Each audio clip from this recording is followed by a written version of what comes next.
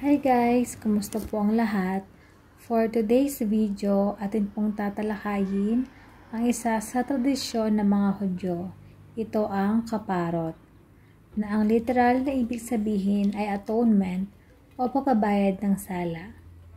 Ito ay isang ritual ng mga Hudyo na ginagawa taon-taon bago ang kanilang pinakabanal na araw.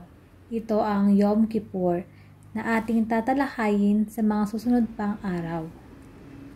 Sa tradisyon na ito, gumagamit sila ng buhay na manok at ipinapaikot ng 3 beses sa ibabaw ng ulo habang nagdadasal. Ang ritual ay sinadya upang ilipat ang mga kasalanan ng taong nagsasagawa nito.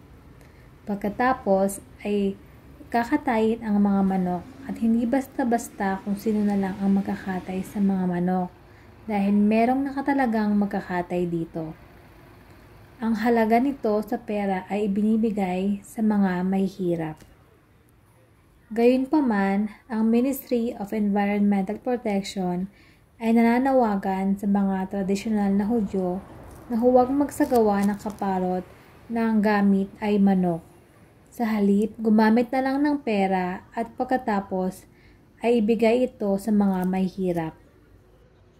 Sa gayon ay matutulungan mo ang mga nangangailangan at maiwasan ang hindi kinakailangang pagkamatay at paghihirap ng mga manok. Kung kaya, hindi lahat ng mga Hudyo ay ginagawa ang tradisyon ng kaparot gamit ang manok. Yun lang guys. Thank you for watching.